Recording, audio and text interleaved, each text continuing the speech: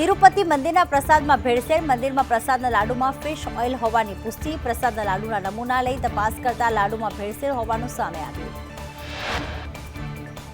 આંધ્રપ્રદેશના મુખ્યમંત્રી ચંદ્રબાબુ નાયડુએ વાયએસઆર કોંગ્રેસ પર આરોપ મૂક્યા. જગનમોહન રેડ્ડીની સરકારના સમયમાં ભ્રષ્ટાચાર થયાનો દાવો. પ્રસાદના લાડુના 23 જુલાઈએ રિપોર્ટ આવતા ઘટનાની પુષ્ટિ થઈ. તો વાયએસઆર કોંગ્રેસે નાયડુના આરોપને પાયા વિહોણા ગણાવતા કહ્યું, નાયડુએ મંદિરની પવિત્રતાને નુકસાન પહોંચાડ્યું. રાજ્યમાં સામાન્ય વરસાદની ઝાપટાની આગાહી. 2 દિવસ સૌરાષ્ટ્ર અને દક્ષિણ ગુજરાતમાં પડશે ઝાપટા. કચ્છમાં વાતાવરણ સૂકું રહેશે. રાજ્યમાં 34 થી 35 ડિગ્રી સુધી તાપમાન રહેશે. અમદાવાદમાં 32 ડિગ્રી તાપમાન નોંધાયું. ધરોઈ ડેમમાં પાણીની આવક થતાં જળ સપાટીમાં વધારો. ધરોઈ ડેમમાં 926 ક્યુસેક પાણીની આવક નોંધાઈ. પાણીની આવક થતાં ડેમની સપાટી 616.77 ફૂટે પહોંચી. તો સુરત જિલ્લાના બારડોલી તાલુકામાં વરસાદ. સ્ટેશન વિસ્તાર, ગાંધી રોડ, શાસ્ત્રી રોડ અને બાબેન ગામમાં વરસાદ. નવસારી જિલ્લામાં છૂટોછવાયો વરસાદ. ગ્રામ્ય વિસ્તારમાં છૂટોછવાયો વરસાદ. ચીખલીમાં ધોધમાર વરસાદ. વડોદરામાં 12 ફૂટ લાંબો મગર દેખાયો. વડસર ગામમાં કાંસા રેસીડેન્સીમાં મગર દેખાતા લોકોમાં ફફડાટ. ભારે જહેમત બાદ મગરનું રેસ્ક્યુ કરવામાં આવ્યું.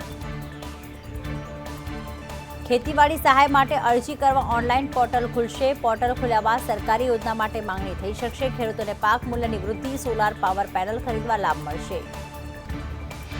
ખેતીવાડી સહાય માટે અરજી કરવા ઓનલાઈન પોર્ટલ ખુલશે. પોર્ટલ ખુલ્યા બાદ સરકારી યોજના માટે માંગણી થઈ શકશે. ખેડૂતોને પાક મૂલ્યની વૃદ્ધિ, સોલાર પાવર પેનલ ખરીદવા લાભ મળશે.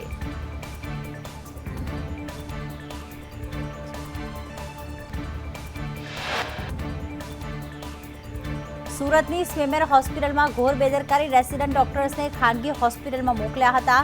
ખાનગી હોસ્પિટલમાં મોકલનાર ડોક્ટર ફરજ મોકૂફ. દર્દીના ઓપરેશન માટે મોકલાતા દર્દીનું મોત થતાં નિર્ણય લેવામાં આવ્યો. રાજ્યમાં અવિરત પડેલા વરસાદના લીધે શાકભાજીના ઉત્પાદનમાં ઘટાડો. ભારે વરસાદના કારણે શાકભાજીના પાકમાં મોટી નુકસાની દેખાઈ. ઉત્પાદનમાં ઘટાડો થતાં શાકભાજીના ભાવમાં ધરખમ વધારો નોંધાયો. મહીસાગરમાં પાનમની કેનાલમાં કિશોરી ડૂબી. લુણાવાડા તાલુકાના 7 તળાવ ગામની ઘટના. ફાયર વિભાગે કિશોરીની શોધખોળ હાથ ધરી. વલસાડમાં દુષ્કર્મના આરોપીને 10 વર્ષની સજા અને 25,000નો દંડ. આરોપીએ 16 વર્ષીય કિશોરી સાથે દુષ્કર્મ કર્યું હતું. કોર્ટે બાળકીને 3 લાખ વળતર ચૂકવવાનો આદેશ કર્યો.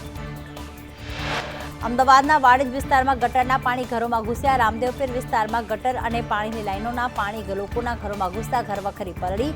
તંત્રને અનેક વખત રજૂઆત છતાં નિરાકરણ ન મળતા લોકો હાલાકી ભોગવવા મજબૂર બન્યા. કેનેડાએ સ્ટડી પરમિટની સંખ્યામાં કર્યો ઘટાડો. વિદેશી વિદ્યાર્થીઓની પરમિટ 35% ઘટાડો કરવામાં આવ્યો. કેનેડા સરકારના પગલાથી ભારતના વિદેશ અભ્યાસ જવા ઈચ્છતા વિદ્યાર્થીને મોટો ફટકો પડશે.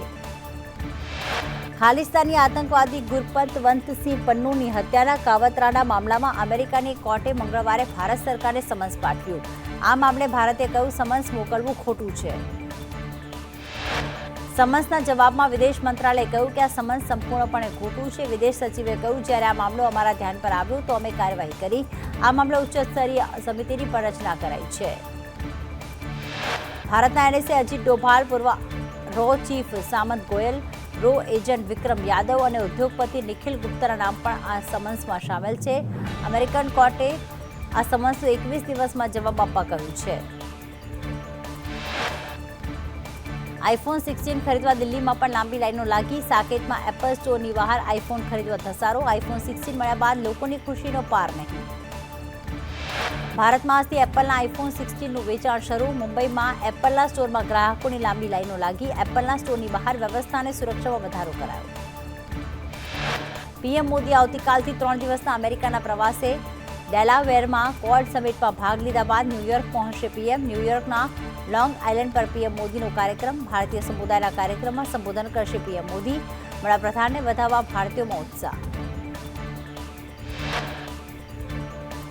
ઓસ્ટ્રેલિયા અને ઇંગ્લેન્ડ વચ્ચેની પ્રથમ વનડેમાં ઓસીઝની શાનદાર જીત. હાઈ સ્કોરિંગ મેચમાં ટ્રાવિસ હેડની ઝંઝાવાતી બેટિંગની મદદથી 316 રનનો લક્ષ્યાંક આસાનીથી પાર પાડ્યો. પ્રથમ દાવ લેતા ઇંગ્લેન્ડે ડકેટના 95 અને જેક્સના 62 રનની 315 રનનો સ્કોર ખડક્યો. જવાબમાં ટ્રેવિસ હેડે 20 ચોગ્ગા અને 5 છગ્ગાની મદદથી 154 રન ફટકાર્યા. ઓસીઝે માત્ર 44 ઓવર્સમાં જીત મેળવી. તો બાંગ્લાદેશ સામેની ટેસ્ટમાં ભારતનો સ્કોર 6 વિકેટે 339 રન. અશ્વિને લગાવી શાનદાર સદી. રવિન્દ્ર જાડેજાએ 86 રન ફટકાર્યા. મિડલ ઓર્ડર ફેલ જતા પૂછડિયા બેટ્સમેને સંભાળી બાજી. ટીમ ઇન્ડિયાએ એક સમયે તો 144 રનમાં 6 વિકેટ ગુમાવી દીધી હતી, પરંતુ રવિન્દ્ર જાડેજા અને લોકલ બોય રવિચંદ્રન અશ્વિને અણનમ 195 રનની ભાગીદારી નોંધાવી. અશ્વિને હોમ ગ્રાઉન્ડ પર સદી ફટકારી. પ્રથમ દિવસે ભારત તરફથી યશસ્વી જયસ્વાલે 56 રન, રિષભ પંતે 39 રન અને KL રાહુલે 16 રન બનાવ્યા. રોહિત શર્મા અને વિરાટ 6 રન બનાવીને આઉટ થયા હતા, જ્યારે શુભમન ગિલ પોતાનું ખાતું પણ ખોલી શક્યો ન હતો.